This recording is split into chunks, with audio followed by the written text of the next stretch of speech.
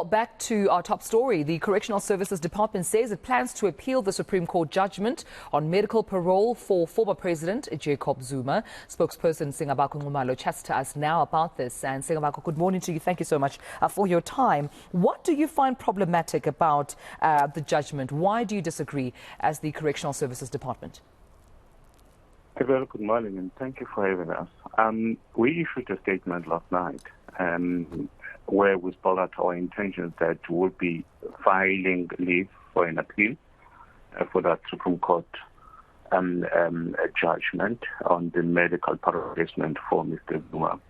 As we indicated on the 21st, that we were studying that particular judgment, and our lawyers having went through it, they are of the view that perhaps the court may have misdirected itself in some of the areas.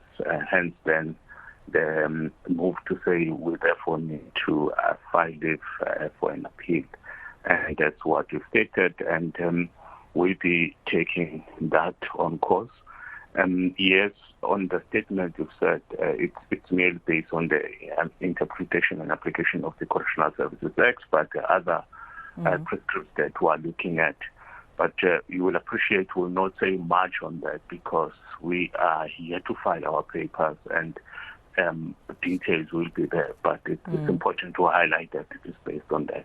Yeah, Singabakho, I understand that according to your statement, you also mentioned that, and I'm quoting here, Correctional Services is convinced that another court may arrive at a different conclusion. What would be a favorable or different conclusion be for you as a department?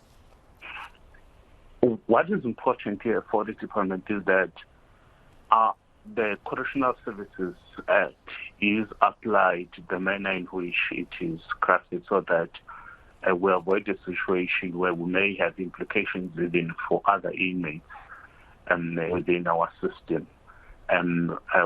What does it mean for one to be placed on parole, and what does it mean for one to be serving a sentence within our facilities or outside our facilities, and the type of monitoring that is then provided, and how to equate that to be a just and equitable way of punishing a person. But even also in terms of the jurisdiction to say, if a person is sentenced to 24 months or less, what does it mean? How does it differ to someone who's sentenced to a determined sentence of more than 24 months, and who has the final say in terms of that? All those issues are very important, and we need certainty so that even moving forward, we know exactly what is it that has to be applied.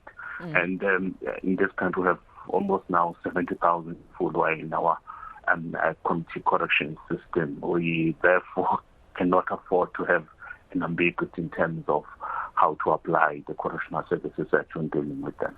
So as the DCS, do you still stand by your decision to grant former President Jacob Zuma medical parole?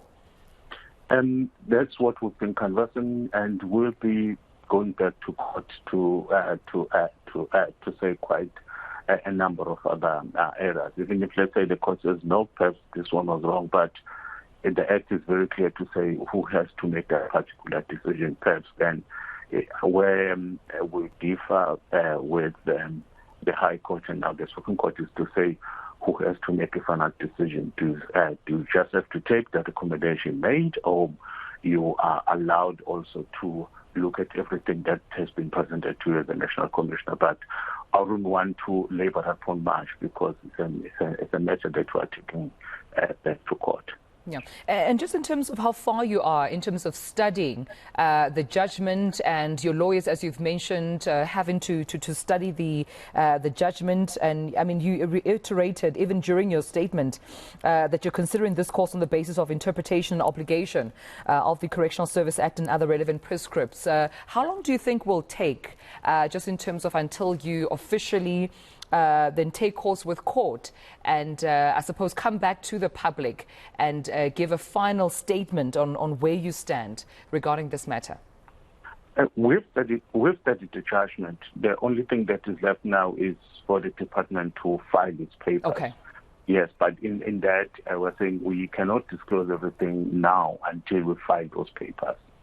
All right. Well, I appreciate you speaking to me this morning. Correctional Services Department Spokesperson Singabakho Nxumalo speaking to me this morning about the papers they are planning to file as the Correctional Services Department, appealing the SCA judgment, of course, saying that Zuma was unlawfully granted medical parole and must return behind bars.